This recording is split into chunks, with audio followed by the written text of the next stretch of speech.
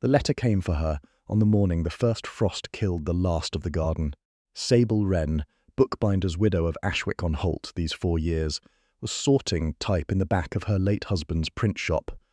Her print shop now, though she still did not always think it so. When the boy from the coaching inn knocked twice and left the letter on the step without waiting for an answer. She knew the hand on the outside. She had set type for Sir Aldous Fenn's court documents twice a year for a decade, and she knew his hand the way she knew her own knuckles.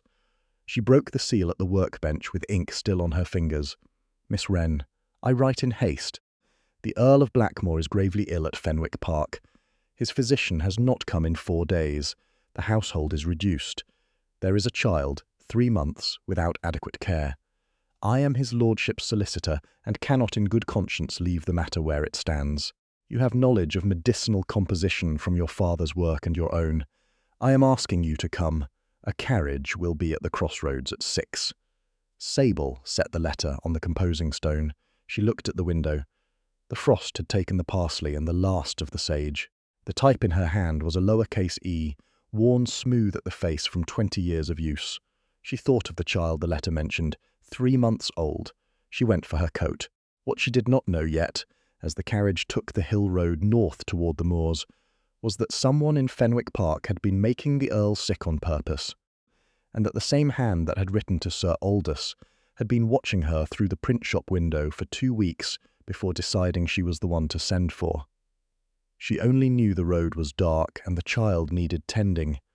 She had said yes the way her father had always said yes when the county called. She had not known how to say anything else. The coachman's name was Paris. He told her this himself, unprompted, when he handed her up at the crossroads. He was 50 or thereabouts, red-faced from the wind, and he did not look at her the way men sometimes looked at a woman travelling alone at night. He looked at her the way men looked at a person they had been sent to collect and meant to deliver safely. The road north was rough. The carriage rocked over limestone ridges.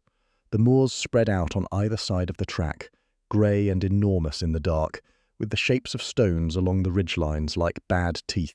Sable had a bag at her feet. She had packed it in 12 minutes. The box of prepared medicines her father had left her. A clean set of linen, the small leather-bound notebook where she copied receipts she found useful. She had latched the print shop and left the lamp burning in the window, because she did not know when she was coming back, and an empty dark shop on the lane attracted attention. She thought of what Sir Aldous had written. His physician has not come in 4 days. A physician who did not come. A household reduced to almost nothing. A 3-month-old child. She thought of her own child, who had lived 6 weeks. She thought of it briefly and plainly, the way she had learned to think of things that could not be changed. Then she set her hands on her bag and watched the moor go by. Fenwick Park came out of the dark like a ship. It was bigger than she had imagined. A long grey house with 2 wings, the east wing dark, the west with 2 windows lit. The gate lodge was empty. The iron gate stood open. The carriage went through without stopping. The door of the house was opened before the carriage stopped by a young woman in a housekeeper's apron, with a candle in her hand. She was perhaps 22. Her face was steady, but her eyes were not. "Miss Wren." She did not wait for Sable to be handed down. She turned immediately toward the door. "Come quickly. He's worse since this morning." Her name was Agnes Spool. She gave this information over her shoulder going up the stairs. She had been in the household since she was 15. There were 4 of them left. Herself, the cook Dawson, a stableman called Fitch, and 1 footman who was also aged and also nearly deaf. The others had left in the month since Lord Blackmore's ward, his younger brother's child, had come to Fenwick after the parents died in December of a fever that had taken half of Briarfield village. "The physician," Sable said behind her on the stair. "Dr. Moswick. He came once a week until a month ago." Agnes did not turn. Then he stopped coming. He sent a note that said his lordship was improving and did not require attendance. Was he improving? Agnes paused at the top of the stair. She looked at Sable then, directly and for the first time. "No," she said. "He was not." The chamber smelled of burnt herbs and of something under the herbs that Sybils identified before she had crossed the threshold. The particular sweetness of a body fighting something it could not name. She set her bag down where there was light from the window and went to the man on the bed. He was lying half-raised against the bolster, dark-haired and long-boned, with the grey look of someone who had been ill for weeks and not days. His breathing was laboured. His hands on the coverlet were the hands of a man who gripped things for steadiness, even when he slept. He was younger than she had expected. 30 perhaps less. She put her fingers to his wrist. His pulse was weak and irregular, and when she pressed at the soft tissue below his jaw, he winced without waking. Agnes, the child, in the dressing room. Fitch's wife comes in from the village to nurse her. She comes at 7 and at 7, twice a day. Sable said nothing yet. There would be time for that. She opened her bag and took out the notebook first. Tell me everything he has eaten and drunk in the past 10 days, every meal, every cup, everything. Agnes sat down on the chair by the window and told her. She spoke precisely, and without embellishment, the way servants spoke when they had been watching something go wrong for a long time and had not been believed. She listed meals. She listed tonics. She listed the glass of porter Dr. Moswick had prescribed each evening, which Agnes had poured herself from a bottle the doctor had sent. Sable wrote. She did not look up from the page until Agnes had finished. The bottle, she said. Is it here, in the cabinet by the window? Sable opened the cabinet. The bottle stood behind 2 others, dark green, a paper label in a hand she did not know. She uncorked it and smelled it. Under the malt and hops there was something faintly bitter and faintly wrong. She put the cork back in and set it on the table where she could see it. From tonight, she said, he drinks nothing that does not come from my hand. Nothing. Not from you, not from Dawson, not from anyone else. Agnes looked at the bottle on the table. She looked at it for a long moment. Then she said, Yes, Miss Wren. Sable went to the dressing room and picked up the child. She was small and furious and had been awake for an hour, judging by the particular red exhaustion of her cry. Sable walked the length of the room with her and back, and the child stilled by degrees, not because she was comforted, but because the motion gave her something to attend to. Her name, Sable said to Agnes, who had followed her. Rosie, Rose properly, for the late Mrs. Blackmore's mother, and Lord Blackmore is her guardian. Her father and his lordship were brothers, half-brothers. Agnes folded her hands. His lordship was given the ward in the will. He accepted her. He was at Briarfield himself when the fever came. He stayed 3 weeks. He did not leave until he knew she would be brought here safely. She paused. He is not. People say what they say about men like him, about the title and the house and the entail. He is not what they say. Sable walked the child. She said nothing. She thought of her father, who had been a county judge and had also not been what people said. She thought of the way gossip compacted a person into 2 or 3 fixed qualities, and then stood back and called it knowledge. She thought it was possible to believe something about a person and be entirely wrong. And it was also possible to believe something and be right, and the only way to know which was to look at what the person actually did. Lord Blackmore had stayed 3 weeks at Briarfield when the fever took his brother's family. He had brought the infant back himself. She kept walking the child. At 11, the Earl's eyes opened. He looked at the ceiling for a while, the way people did when they were locating themselves after a long darkness. Then he turned his head, slowly, and he looked at Sable sitting at the chair by the bed, with his ward asleep against her shoulder. He said, "Who are you, Sable Wren? I am a bookbinder from Ashwick-on-Holt. Sir Aldous Fenn sent for me. Drink, please." She offered him the cup she had prepared.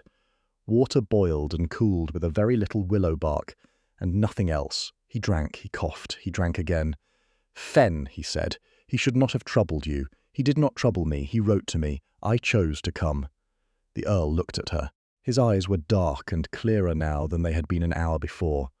Whatever was in him was not gone, but it was not climbing either, which meant what she had given him at 9 was doing what she had needed it to do. "The child," he said, "asleep. She has been fed. She will need to be fed more frequently than twice a day. Fitch's wife, what is her name, Edna? Edna will need to come 4 times at minimum. I will send word to her in the morning." He did not argue. He looked at Rosie sleeping against Sable's shoulder with the careful attention of a man cataloguing something he could not afford to lose. "She looks like her father," he said. "I didn't know her father." "No." He shut his eyes. "Philip had our mother's colouring. She will be fair." He was quiet for a moment. Then, Miss Wren, why did Fen send for you specifically? My father was Judge Wren of Halmouth. He kept a dispensary for the county poor for 30 years. I worked beside him from the time I was 12 until he died. When my husband was ill these last 2 years before his death, I compounded his medicines myself because what the apothecary sent was not working. She adjusted the child at her shoulder. I know what things do inside a body. That is why Sir Aldous sent for me. The Earl was quiet for a long time. Then he said, "What is wrong with me, Miss Wren?" She looked at him. "I have a suspicion. I will not say it yet. Say the suspicion." "No." He almost smiled. It was the ghost of a smile, the reflex of a man who had a sense of humour, and not at this moment the strength to use it. "You are very direct. I have compounded medicines for 20 years. I have learned that telling people what might be true before you know it to be true makes them stop listening to you when it is true. I will know by morning. Sleep now." He slept. Sable did not sleep.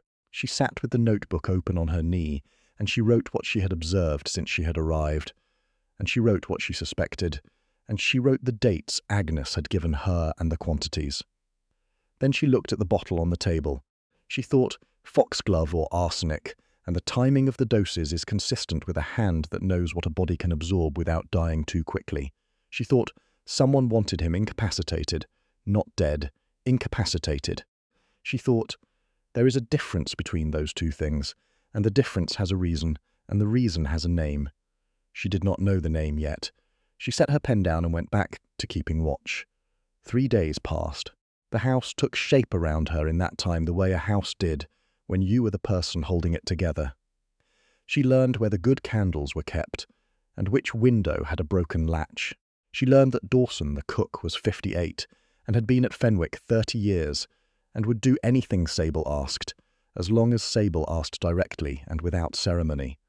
She learned that Fitch was devoted to the horses and to the Earl, in that order, and would not be sent anywhere he did not trust. She learned that the Earl's name was Callum, not by being told, but by hearing Agnes use it once, very quietly when she did not know Sable was behind her. Lord Blackmore, formerly. Callum, in the small hours when he was worse, and Agnes was afraid. On the second day he kept down broth. On the second night he asked about his solicitor. "Sir Aldous is at Halmouth," Sable said. "He sent me instead of coming himself because he is 71 and the road is bad.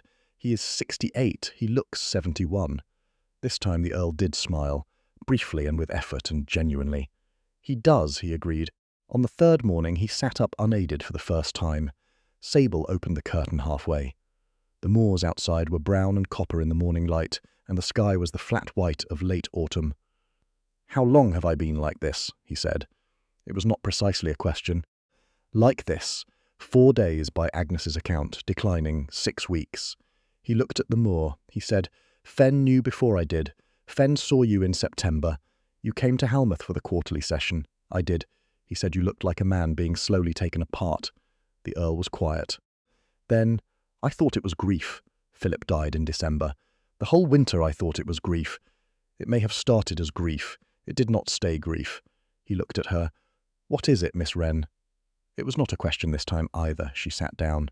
"I believe you have been given arsenic in small doses over the course of 6 weeks. I believe it was introduced to the bottle of porter Dr. Moswick prescribed. I believe Dr. Moswick himself is either complicit or has been used without his knowledge. I do not yet know which."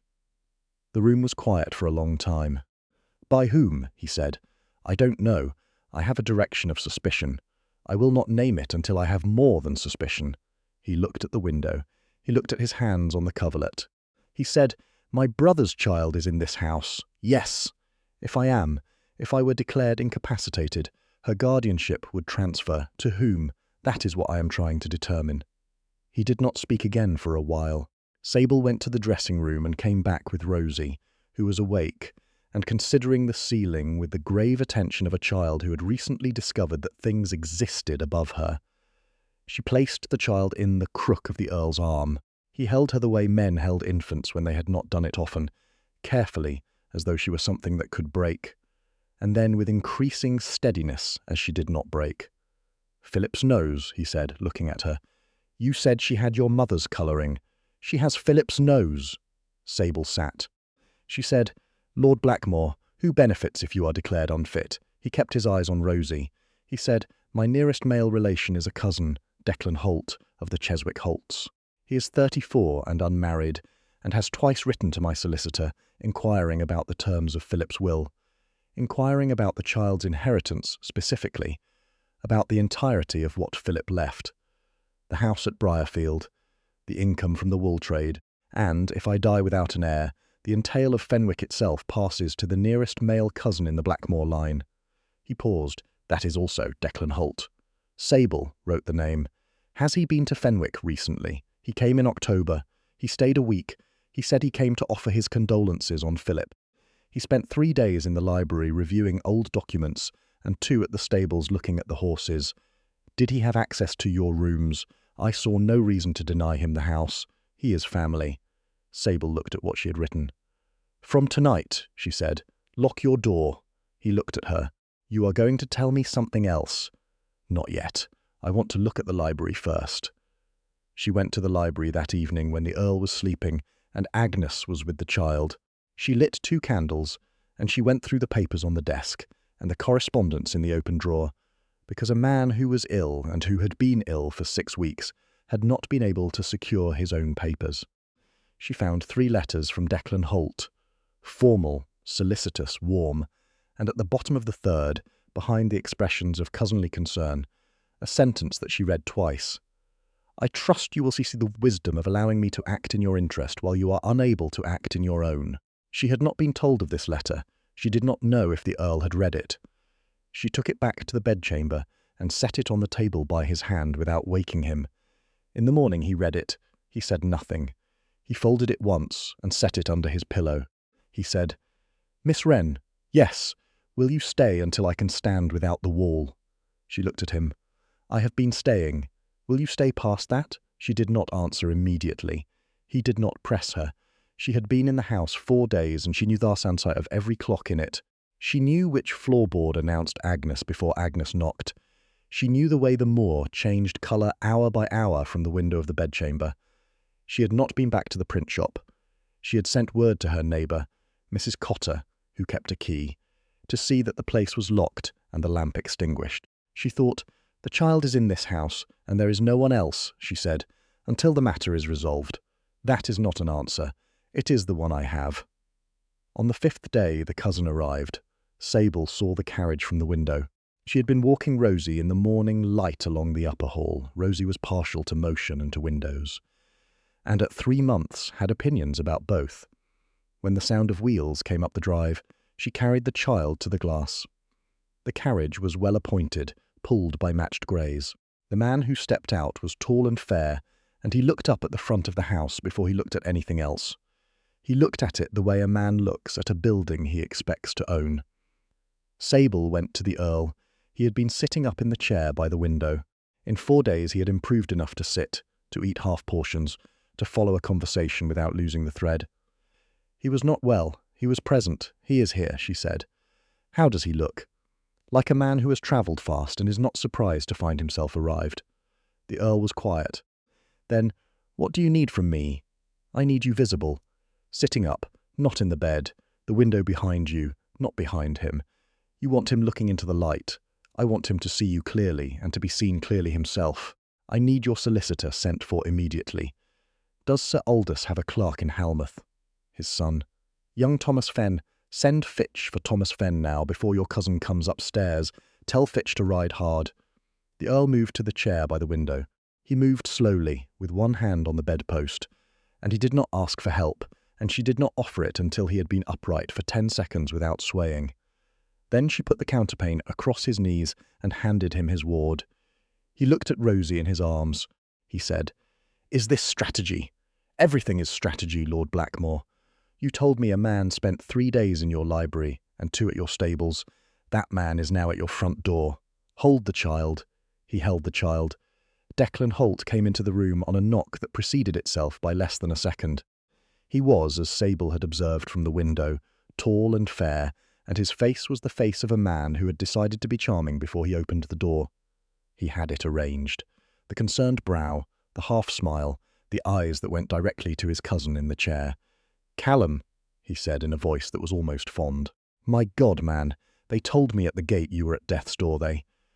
Sable noted who had been at the gate. Fitch had been sent to Halmouth. That meant someone else had spoken to the cousin at the gate. She filed it away. "I was," the Earl said without inflection. "I am better." The cousin looked at Sable then.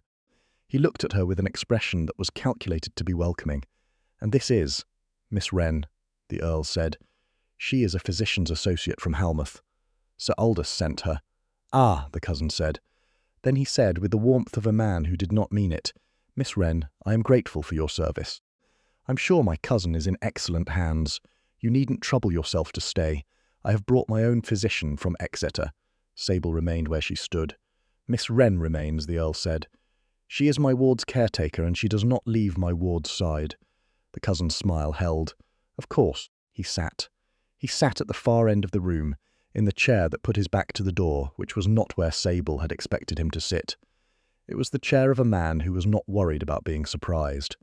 She noted that, too.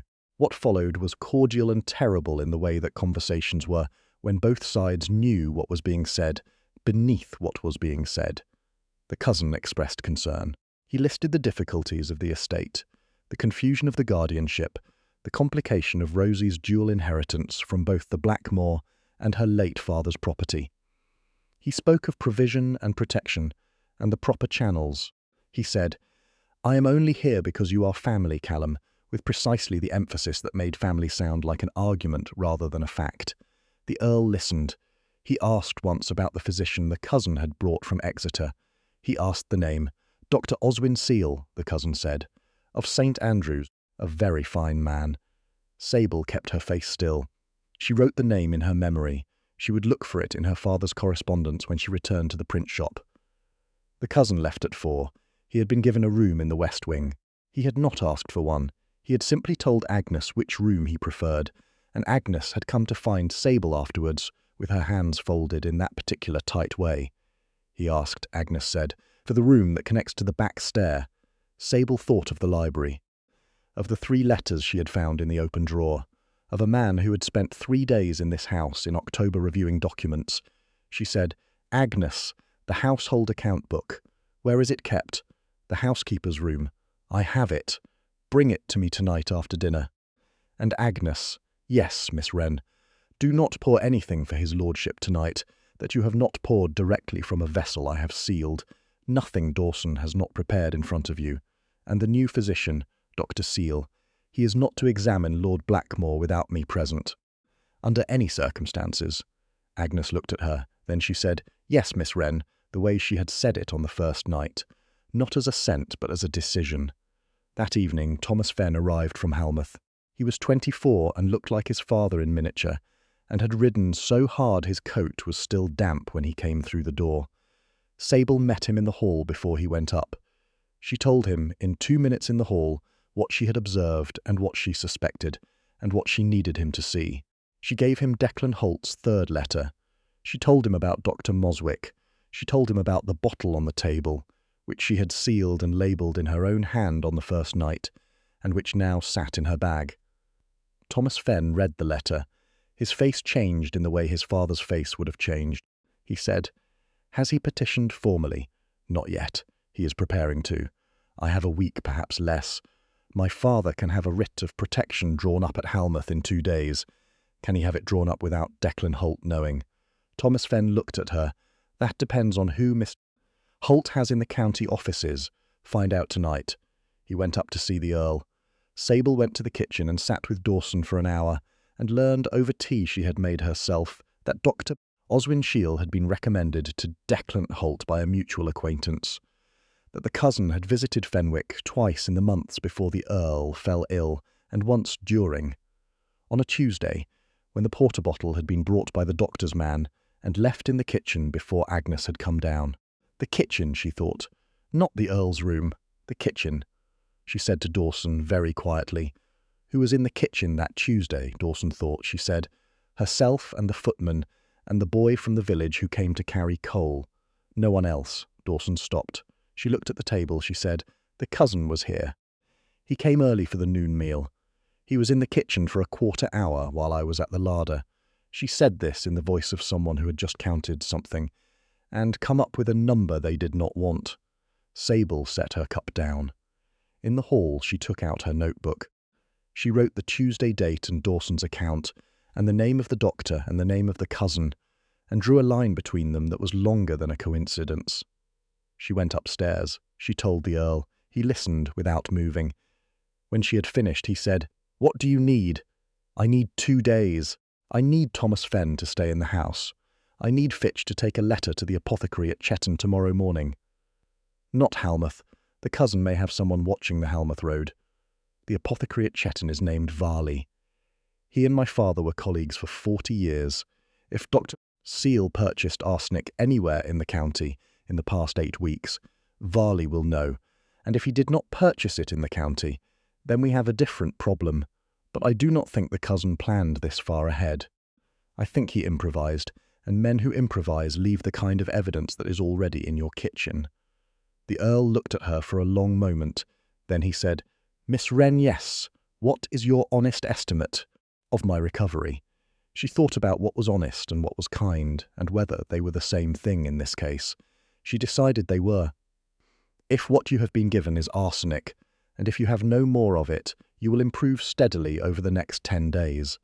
You are already improving. The weakness will persist longer than you would like. The episode in October may have damaged your heart slightly.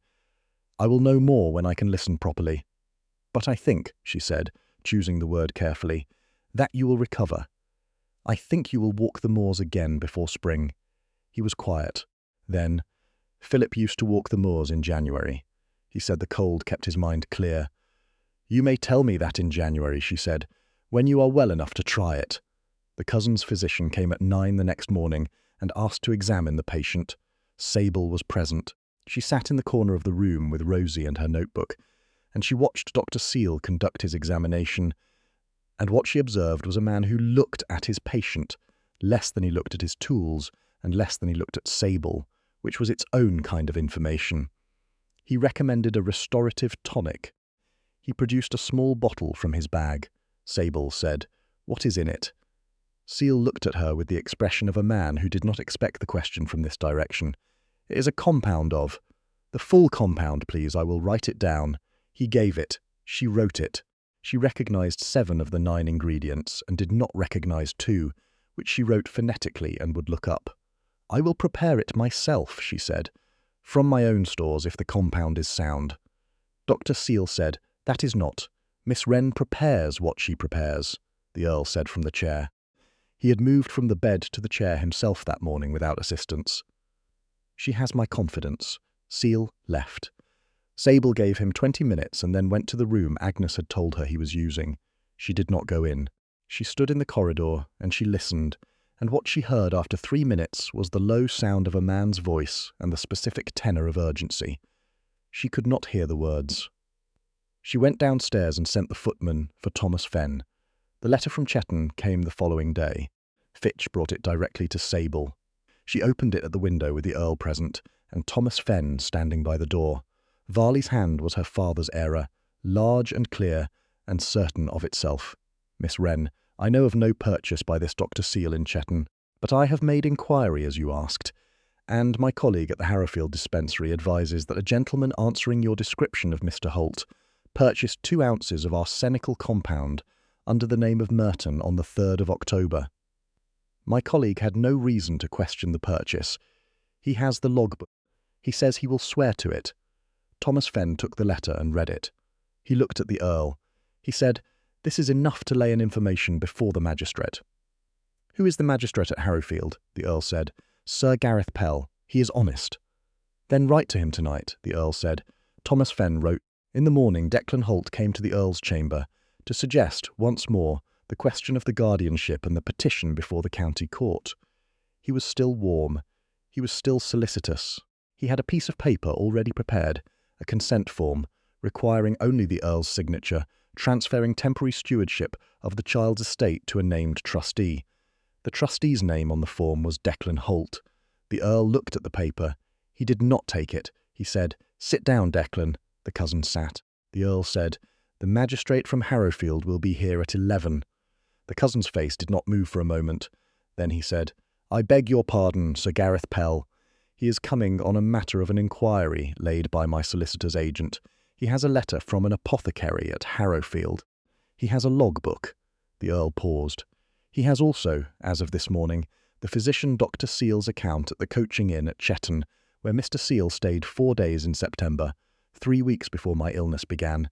The cousin stood up. Sable stood up. She was across the room from him by the window with Rosie in the crook of her arm. The morning light was behind her.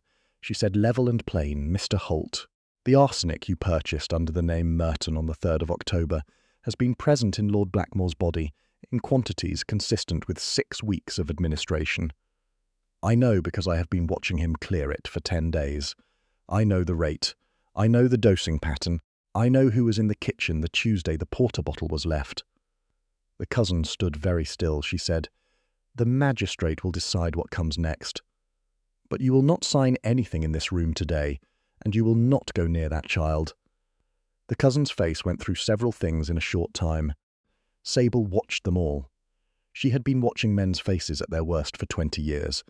Men whose wives had not survived labour, men whose fathers were dying, men who had done something in the dark and been found out. She knew what it looked like when a calculation stopped working. Declan Holt sat back down. He did not speak again until Sir Gareth Pell arrived at 11 with 2 constables, and Thomas Fens laid information in his hand. What followed took 4 hours and was methodical and inevitable in the way that justice was when the evidence had been assembled by someone who knew what she was looking for. The cousin confirmed the purchase under questioning. He claimed the doctor had acted alone. The doctor, when questioned separately, gave the cousin's name in under 2 minutes with the specific promptness of a man who had always known this day would come and had decided not to face it alone. Sir Gareth was 60 and deliberate, and had the eyes of a man who had heard a great deal and was not surprised by most of it. He signed the orders. He removed both men from Fenwick Park before the day was out. Agnes, at the hall window, watched the carriage leave the drive. She stood there for a long time after it had gone. Sable found her there. Agnes said without turning, "What happens now? His lordship will recover. He will require 6 weeks of care at minimum, and he will need someone reliable to oversee the household while he does. That is you. I am 22. You ran this house for 4 days before I arrived, and it was still standing when I got here. The question is not whether you are capable. You already know you are. The question is whether you will accept the recognition of it." Agnes turned from the window. Her face had the look of someone who had been waiting to be told something true. "Yes," she said, "I will." 18 months passed. The moors at Fenwick in the following spring were extraordinary. Sable had not seen them in spring before. She had arrived in the first frost and stayed through the worst of winter, and by the time the birds came back, she had been at Fenwick long enough that the sound of the house at night was as familiar to her as the sound of the print shop had been. She had not meant to stay so long. She had meant to stay until the matter was resolved, which it had been. She had meant to return to Ashwick-on-Holt after the hearings at Truro, after the cousin's indictment, after Dr. Seal's dismissal and ruin. She had gone back once in December to close the print shop properly. She had stood at the composing stone and looked at the type case and thought about what she was returning to and what she was returning from. She had locked the door. She had come back to Fenwick. The Earl had not asked her to. He had said, after the hearing in October, "Miss Wren, you may leave whenever you wish. You owe this house nothing." She had said, "The child is 3 months old." He had said, "That is not an answer." She had said, "It is the one I have." By spring it was not the only answer she had, but it remained the truest one. Rosie was 16 months now, and had 4 words and very strong opinions about the direction of travel when Sable carried her. She preferred outdoors. She had her father's nose, as the Earl had said, and her mother's width of brow, which Sable knew only from the portrait in the library, where the late Mrs. Philip Blackmore looked out of the canvas with the particular calm of a woman who had already decided everything she needed to decide. Sable was in the orchard in May with Rosie on her hip when the Earl found her. He came across the south lawn at his own pace, which had improved considerably from the pace of January, and not yet reached the pace of the man he was before October. He would, Sable thought, be himself again by August. He was already himself in every way that mattered. He had not pushed her. He had not asked her again what her plans were, or whether she intended to return to the print shop, or what she thought of the east wing room that Agnes had quietly made habitable over the winter. He had spoken to her every morning and most evenings. He had read to Rosie when Sable needed both her hands. He had told her, in February, about Philip, about who Philip had been, the way he laughed, the way he had argued about wool prices with the passion of a man who cared genuinely about sheep, and she had listened and thought about what it cost a person to tell the truth about someone they had lost. In March she had told him about her father. In April she had told him about her husband. She had not yet told him about the child she had lost. There was time for that. He came to her in the orchard on a Tuesday in May, when the apple trees were in their first bloom, and the light was the particular gold of late afternoon. He stood beside her and looked at Rosie, who had found something on the ground of extreme interest, and had gone very still in the way she did when she did not want to be moved. "Thomas Fenn writes," he said, "that the print shop in Ashwick has been purchased by a stationer named Cole." Sable looked at the trees. "I know. Mrs. Cotter wrote to me in February." He was quiet for a moment. "Then you did not tell me." "There was nothing to tell. I had already decided." He looked at her. The light was on his face, and on the side of Rosie's head, and on the first apples, small and hard and full of intention. He said, "Had you—" "Yes. And what?" he said carefully. "Had you decided?" She looked at him sideways, the way she had looked at him the first morning he had sat up and been himself. She had known him ill and in darkness, and in the specific strange light of a household under siege. She had known him with his ward in his arms and his enemy at his door, and his solicitor's son making notes in the corner. She had known him at 2 in the morning when he had come to the library doorway and found her reading by a single candle, and had not said anything, only gone to the shelf and taken down a second book and sat in the other chair, as though that were a thing they had always done. She said that the moors are better in spring, that the kitchen garden wants someone who knows what they are doing, which is not Agnes, that Rosie will be walking by June and should have someone steady to walk toward. She paused. That the east wing room has very good light. He did not move for a moment. Then he said, "Sable."